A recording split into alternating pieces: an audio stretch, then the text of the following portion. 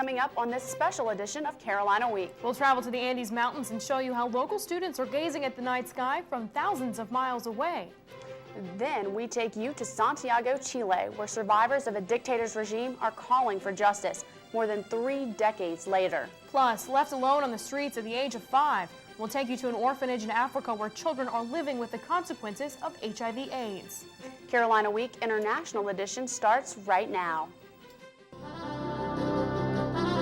From the School of Journalism and Mass Communication at the University of North Carolina at Chapel Hill, this is Carolina Week.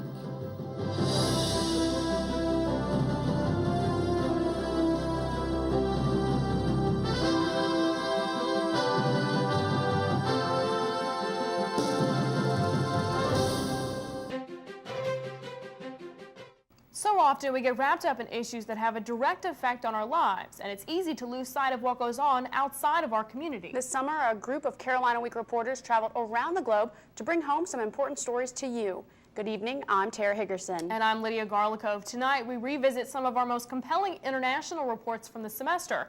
We'll start in La Serena, Chile. This summer, reporter Sean Moroney traveled to the top of the Andes Mountains to learn about the Southern Observatory for Astrophysical Research, or SOAR. Recently, UNC astronomers used SOAR to discover an explosion at the edge of the visible universe. Sean found out why SOAR's location and technology make it perfect for these discoveries. This long, winding road used to be the only way up to the SOAR telescope in northern Chile.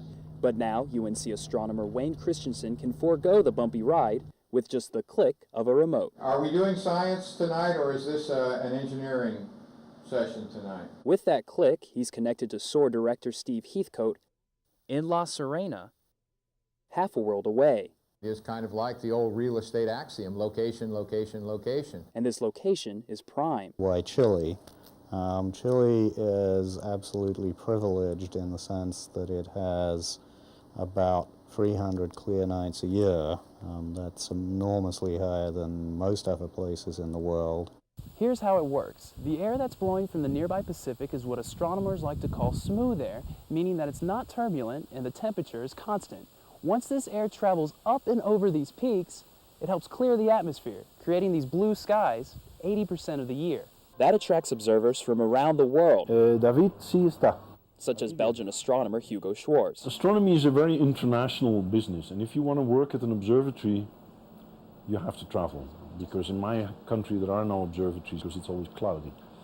So I think I've moved house 43 times in my life. Moving around like that can be a gamble. You might hit a good observation time. You might not. So if there are 4 cloudy nights, I drink coffee for 4 nights, then go home with nothing. If I could do that remote, I can just sit here and say, oh well. That's a big deal when a university considers the costs of flights to and from remote sites like a mountaintop in Chile.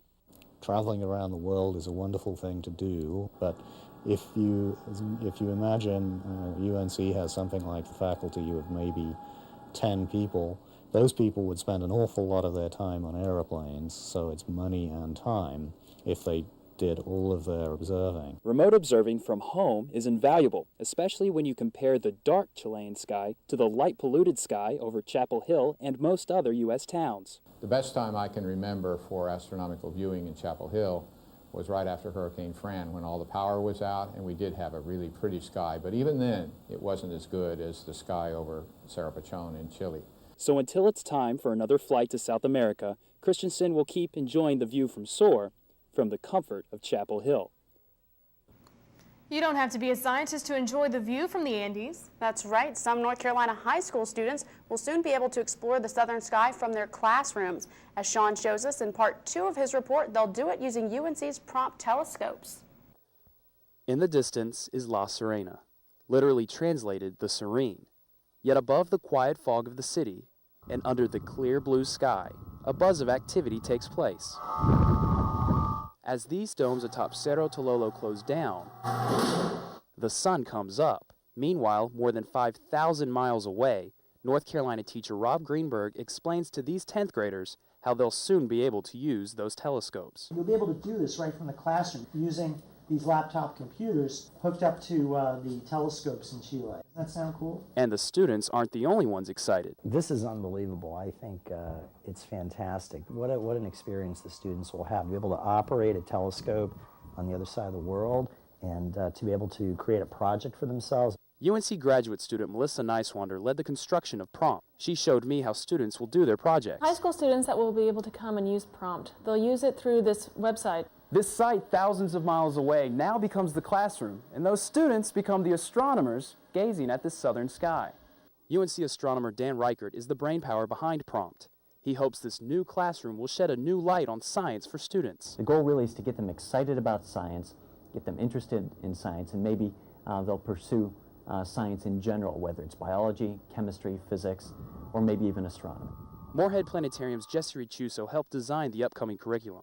He says the strength of the plan will be its widespread usability at no cost. It allows these high school students from all over North Carolina, rural, urban, it doesn't matter, to use these telescopes. He hopes this free program will reinvent the learning process for all students. Normally when they learn astronomy, it's from a book or diagrams on paper or graphs and stuff like that, kind of passive. Well, this will be more active learning. Greenberg knows this active learning will stick with students beyond the semester. 20 years from now, they're not going to remember, something they did on page 55 of a textbook, the questions that they had to answer. They're going to remember a hands-on experience. Hands-on, yet thousands of miles away. 30 North Carolina high schools will be the Moorhead Planetarium's guinea pigs starting in January. Until then, teachers like Greenberg will have to stick to the books in order to study the stars.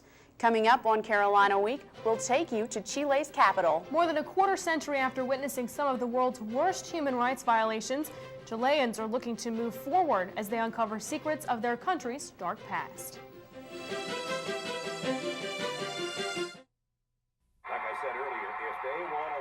Come on. And it's a block. What? What kind of kick was that? You've got to be kidding me. Hey, hot shot. Sounds like you know a lot about the game. You should put that to use. Come on, let's go take a jog. There are plenty of ways that you can volunteer in your community. Just figure out what you like to do and pass it on to others. And you know what? You can have a lot of fun doing it, too. Pick those knees up. Keep going. Pick those legs up. Let's go.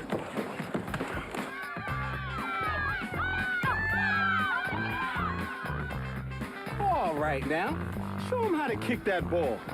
To find out ways you can volunteer in your community, log on to teensvolunteer.org. Okay, Ben, here we go, buddy. That was great, Ben. This time, just try to kick the ball. Do what you like to do. Volunteer.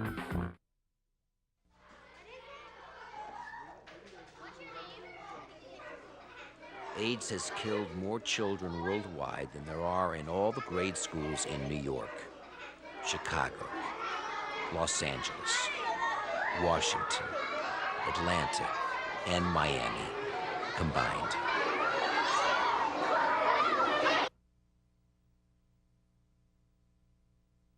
The time to do something is now. Welcome back. You're watching Carolina Week's special international edition. We go now to Santiago, Chile, where reporter Christy Keck investigated ongoing crimes against humanity. The statistics are grim. More than 3,000 political opponents died or disappeared during General Augusto Pinochet's regime. Christy found that now, more than 30 years later, survivors are still calling for justice. These protesters echo the opinion of 2/3 of Chile's population. They say General Augusto Pinochet is responsible for almost 20 years' worth of crimes against humanity. It all started September 11th, 1973. A bloody military coup left the democratically elected President Salvador Allende dead and General Pinochet dictator. In the 17-year period that followed, thousands of Allende supporters are detained and tortured. Attorney Hiram Viagra represents about 40 survivors from Chile's most notorious torture center, the Villa Grimaldi. He and his clients want Pinochet to stand trial for his human rights violations. It's a basic principle in international rights and morals. Those that commit these atrocities can't receive impunity. They cannot go unpunished. Pinochet faces dozens of lawsuits for widespread human rights abuses, but so far, he has gone unpunished. After leaving the presidency in 1990, he became a senator for life. This made him immune from prosecution. But just last month, Chile's Supreme Court stripped him of immunity and his involvement with the deaths of 15 political opponents. He's lost his immunity twice before, but each time he's escaped charges for health reasons. Villagra does not want to see this happen again. First, get rid of his title senator so we can get on with the process. But that doesn't mean he'll be punished, because they say he's mentally incapable to participate. But once again, Pinochet's defense will claim he's too ill to stand trial. The idea outrages Lelia Perez, a survivor of the Villa Grimaldi. We want truth and justice, not impunity anymore. There is another side of the story. Some Chileans support the former dictator, saying he saved the country from communism. I believe that in the moment he acted, he had to. It was necessary. He committed many abuses, too many. But in this moment, we were practically at war. He had to do what he had to do. Perez and Villagra will not accept that argument. Torture is never justified, not in any moment.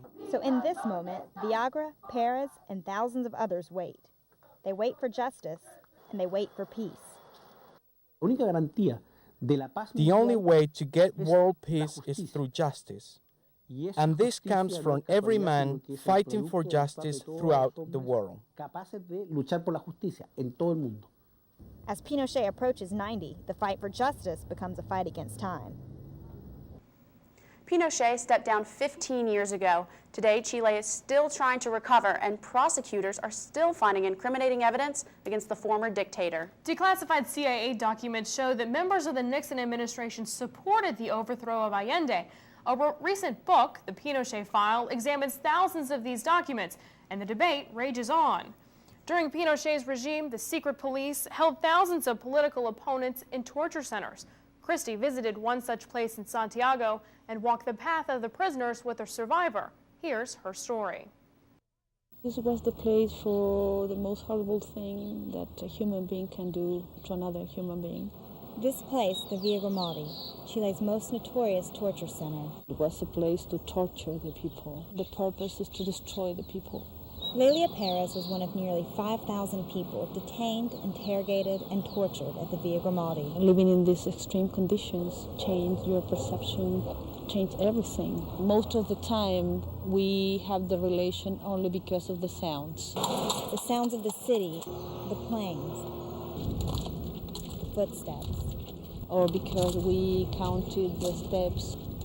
Those were our connections with the world.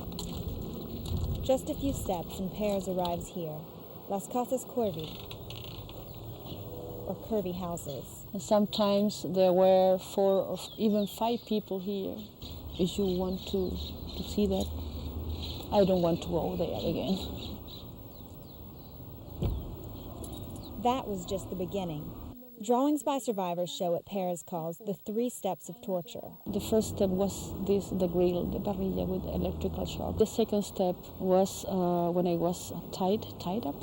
It's called tied up to a chair. For me, the third step was when they hanged me. Perez was 17 at the time and pregnant. I was not cooperating in the way they wanted. So I was hanged in that beautiful tree, and they produced an abortion. Perez lost her baby, and she feared she would lose her life too. I thought in that moment, well, I'm dying. That's it, I'm dying. As she lay in a cell near the tree, she took what she thought would be her last breath. But then she heard the voice of a friend, Jorge Fuentes Alarcón, calling to her from a neighboring cell. In that moment, he saved my life. Because he called me and he brought me. So he connected me to this life again. After the Villa Grimaldi closed, the center caught fire several times.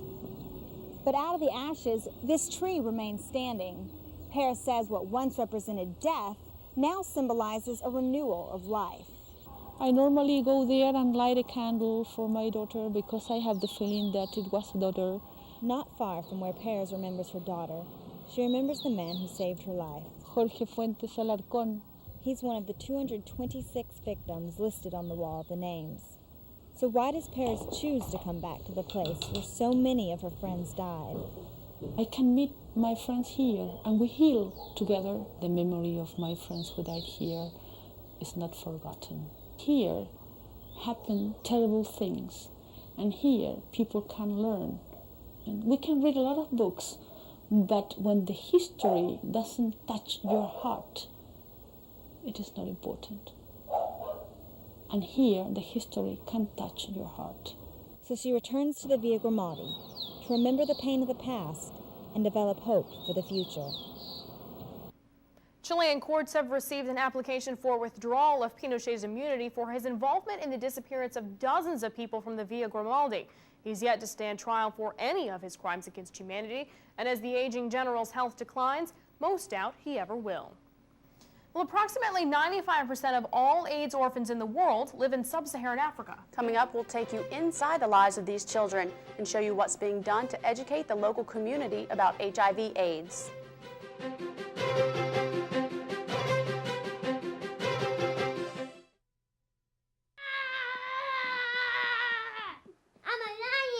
Yes, you are. Come here.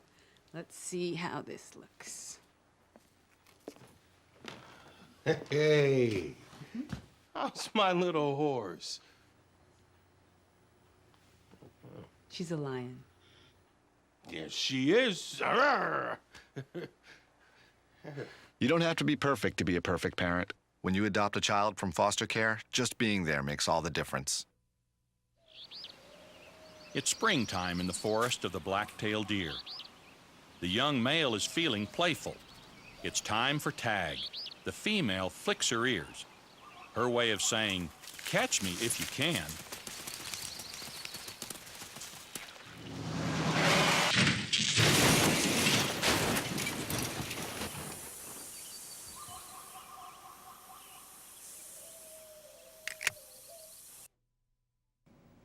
Malawi is a country plagued with one of the highest rates of HIV/AIDS in the world. Reporter Natasha Vuklik traveled there this summer to see firsthand how Malawians deal with this growing epidemic each and every day.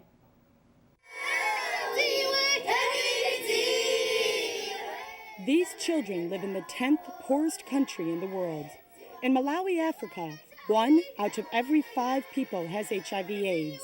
These children sing songs about the importance of wearing a condom in order to prevent the spread of the disease.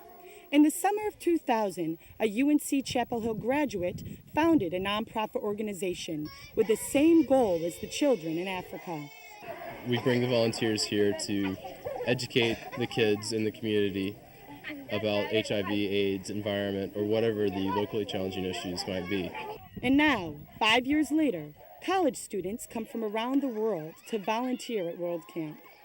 The group travels to remote villages in Malawi for 3-day camps, hoping that teaching younger age groups about HIV/AIDS will influence the future of the country. This past summer, UNC Chapel Hill Jr. Paul North was part of the program. Every day you get in a car and you go out. You drive 2 hours, 1.5, 2 hours out into the rural Malawi where no one goes. No one. Except us. Volunteers start off each morning with songs and games. I said, let me see your disco fever! It's dusty, it's hot, there's just like hundreds of African children around you who, surprise, surprise, are not dehydrated from all the singing and dancing that they're doing, and they're just like absolutely amazed. North and other volunteers spend the rest of the day teaching the children. Trying to do our best, use what we have, bring what we have, World Camp, bring from our countries information that will be able to empower these people in their own communities, because often they lack the resources that we luckily have. Throughout their stay, the volunteers work one-on-one with Henson and the other directors in the program. They constantly improve the curriculum that they teach the children. North thinks the whole experience is invaluable, even though it might not be appealing at first. No one wants to go to these places. I mean, like you pee in a hole in the ground, and it's disgusting. But You know, it's once you're there, it's incredible, and you're so glad you're there because you're seeing something that not many other people get to see. Henson says in the next 5 years, World Camp would like to open up 2 to 3 more camps in other parts of the world. However, none of this was part of his original plan. I was on the path to go to medical school and to get a real job and that kind of career path. And now maybe I'll do that someday, but not right now. This is what I do. North is now back in classes, majoring in dramatic arts, but says he wouldn't be surprised to see his life now take a different path. I think I'll be back. That's, I think, how it's changed me the most. These Carolina students say World Camp is an example of getting back more than you give. World Camp volunteers are currently in Honduras working to start an organization in that country. One of the groups World Camp works with is a bit different than the rest. They're orphans living on the streets, and the story they have to tell is beyond what most of us could ever imagine. This is Margaret. She has spent half of her life living on the streets. Margaret is 10 years old, and 3 times she has been raped. 3 times she has been tested for sexually transmitted diseases. 3 times she is tested positive. Margaret is one of many street kids in Malawi, Africa. Most of these orphans have lost their families to AIDS. They have nowhere else to go, so they turn to the streets. Mambo Kawunda is a former Malawian police officer who now works with the street children on a daily basis. They do anything to find food. They become more violent. You know, they come in groups as a gangs. They can steal, they can snatch somebody's bag just to find something to eat. The kids bathe in the local river. They also wash their clothes here. It's also their only source of drinking water. But that's not the hardest part of their existence. They say one of the things that they go through, especially at the place where they sleep, sometimes people who are drunker, they can come and urinate on them. In an effort to help the kids cope, World Camp volunteers spend 2 to 3 days teaching the street kids about HIV/AIDS. One World Camp director says at first, the street kids have little or no interest in being involved. They didn't necessarily want to open up and talk with us. Once we passed through the gates here at Chisomo, it was a completely different child. They were comfortable to, you know, shake hands, comfortable to look us in the eye, and comfortable to wear our sunglasses. It's a break from their normal experiences. Life in its roughest form. It's just real. I mean, the pain is real, life is real. I would not last a second on these streets the way these kids do. To go through the things that they do, and then to have a huge smile and laugh and enjoy others, it definitely shows the strength of the human spirit. Kuwanda says, ultimately, the street kids want only one thing. It's not food, it's not money, it's not clothes. They're looking for love. And once they feel comfortable, their personalities start to emerge. They're a bunch of wise guys. They crack jokes. They are smooth. They definitely are quick to take advantage of a situation when they can. And when I say take advantage, I don't really mean that in a negative way, but I guess that's kind of how they survive. Challenging situations are a part of life for these street kids. But when someone gives them just a little bit of attention, their childhood innocence begins to overpower the daily struggle to survive. Some Malawians are working to improve life for these orphans by spreading the word about proper child care. While Natasha was documenting the work of World Camp, she met a special member of Malawi's parliament. We'll have his remarkable story after the break.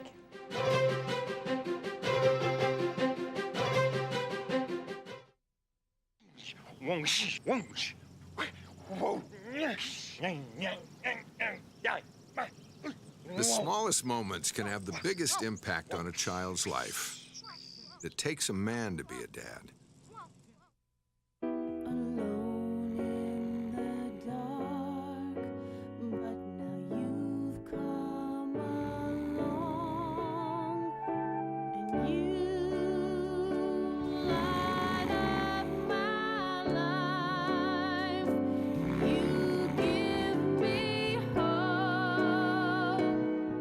be a hero to be a hero. When you adopt a child from foster care, just being there makes all the difference. If you have a story idea, contact Carolina Week at 843-8292. You can also visit us online at carolinaweek.org.